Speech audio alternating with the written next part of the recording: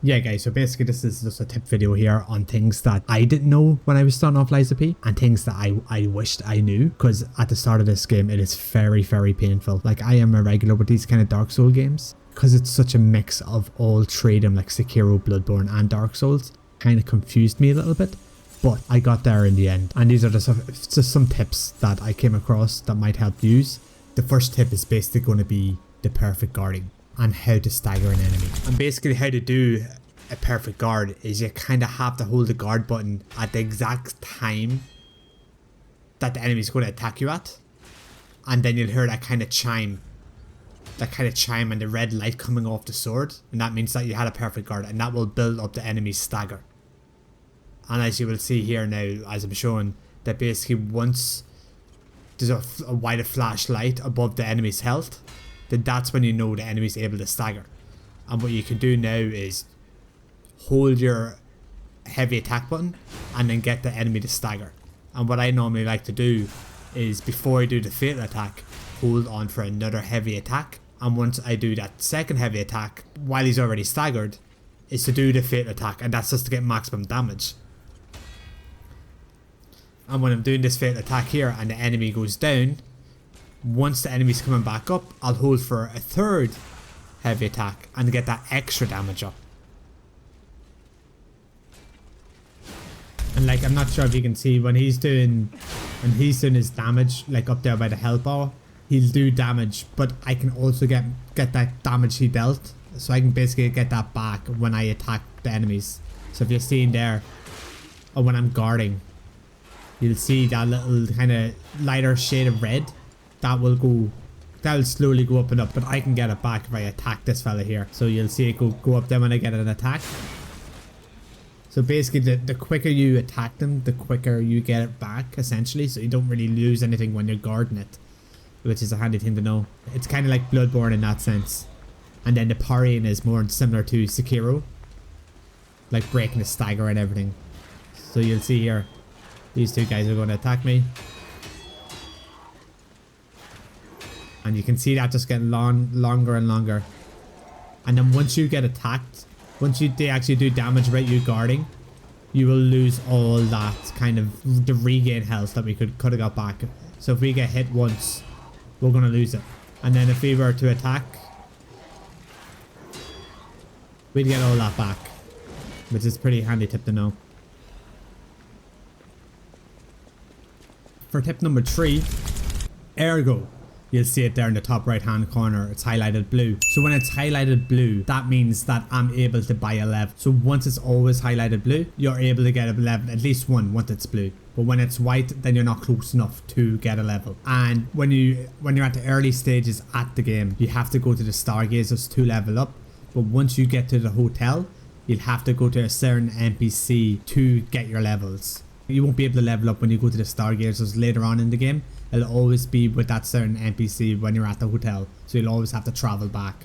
Also keep in mind, when you're running around during the game, you'll see here that there'll be NPCs that I'd have to talk to kind of progress the kind of story, or there are certain quests. So you'll see there at the bottom where it says Hotel Krat, you'll see them little character heads.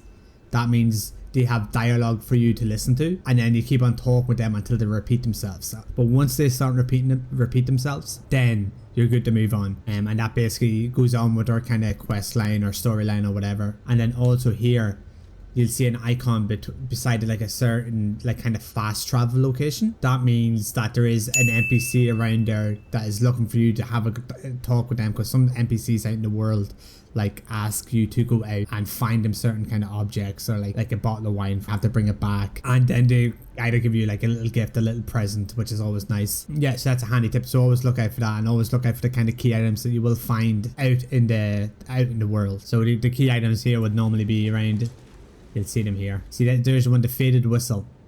So the key items are normally here, recollections, so don't worry about that. And always, most times when you fight off a main boss NPC, you will see that you have these kind of character heads at the bottom that you'll have to interact. We don't have to interact them, but you can go back to hotel, and I do recommend you go back after every kind of main boss battle to go back and have a conversation with the people in the hotel. So this is where you normally go to level up your weapons. So basically you go to Eugenie here, and she will upgrade your weapons. So there is 2 types of materials needed. There's ones for the kind of normal items that you kind of find around, laying around the world, and there's also boss items that you can get, and we'll go into that later on in the video with the boss kind of materials. Yeah, so there's certain kind of like normal materials you use for the kind of normal weapons, like the normal weapons you'll find coming across the world, kind of like these weapons here, that you'll normally use the normal moonstones for them, the hidden moonstones, like 1 or 2, and then it kind of goes to crescent moonstone,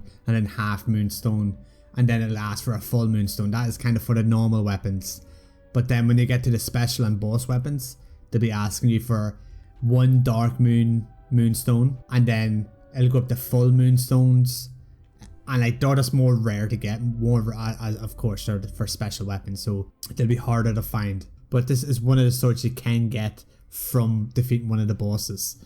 So normally you only need 1 dark moonstone, and then for level 2 you need 2, and then for level 3 you need 4, and then to reach level 4 you need 1 full moonstone, and then you see where it's going. For the kind of moonstones, for the dark moonstones and the full moonstones, they're kind of rare to come across. So what I do recommend is just leveling up like some of the weapons to 1 or 2 or 3, the normal weapons now, because you get quite a lot of materials for them, and you'll see it here. See, I have it like quite a lot of crescent moonstones, and that is for the normal weapons to get them there 4, 5 and 6. And then there's a half moonstones, and there's the dark moonstone from the Covenant, and then there's of course the normal hidden moonstones that you kind of quite find early on. You find quite a lot of them, so kind of figure out what kind of weapon you want to use for yourselves, and then go from there, because there's a heap of different weapons in this game. So for tip number 5, I have it here, the pulse cells, a kind of nice handy tip that I have here, which is I kind of figured out myself, but it's like a common thing. Basically, let's say you're in a boss battle and you have 1 pulse cell left, but you kind of don't want to use it yet, and you have, like, let's say you have half health. So what you'd want to do here is just taking that pulse cell. As I'll see, I'm going to pop all my pulse cells here. I'm going to have 1 left. There's 1 left. Going to get myself down to half health here. Well, it'll take a while with this fella. This is the early stages of the game. So you'll see here. So basically, I have half health here, right? But what I'm going to do now is I'm going to pop it so I have no pulse cells left. But the good thing about this game is when you attack an enemy, you'll see it there. A little pink bar will go up in the pulse cells, and you will start to gain some pulse cells energy back. So if you're not taking any damage and you're only giving it out, you will get a pulse cell back. And basically you'll see it here.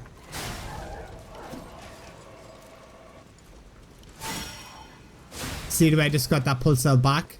So I always recommend, if you're half health or low on health, you have only 1 pulse cell left, always take the pulse cell, because you can always get another one back when you're doing damage. Right, now, and for tip number 6, what I also recommend is when you're progressing the story, you'll come across the main bosses, of course, and each of the main bosses will drop a special kind of Argo, because as you know, there is kind of normal Argo that you come across, and it'll be here. You pop away at them. If you need a level, if you need to buy some stuff, always pop away at them once you kind of that you kind of find out in the world. But then you'll see down the bottom in the options here where it says rare Argo. You'll only get these from kind of defeating main bosses, and I wouldn't recommend popping them. I know it says it gives you a lot of Argo when you do it, but at a certain point in the game you'll come across an NPC, and he will give you the option to either sell Argo to him, and what he'll give you an option is either a special sword or a special amulet, and they always have kind of really cool kind of features to them. So never kind of pop, if you need a quick level or anything like that, never pop the rare Argo. Never pop the rare Argo at all. Always keep it for kind of like a special sword or a special amulet. But yes, of course, if you're a new game plus, then pop it if you want. If you don't want any of the weapons, because you already know what rare Argo will give you what weapon or what amulet. And basically what will happen, you'll come across this NPC out in the world, and then he'll go back to the hotel, and then you can find him in the hotel, and all you have to do is just go back to him every time you defeat a boss to check out what kind of item you can get, which is pretty cool. Yeah guys, there we have it. Basically it was just like some quick 6 tips that I didn't know from the start, which I should have known. I kind of just missed, or just not smart enough to cop on. But if this did help you in any way, Just make sure to leave a comment, say what helped, what didn't help, call me stupid if you want. Yeah, just as I was saying, I just thought to make this quick kind of scuffed video, and just to see how we get it on, because I am trying to still learn how to do all these kind of videos, so any kind of comments or any kind of appreciation or feedback is always welcomed. Yeah, but listen guys, all the best, chat to you soon, good luck.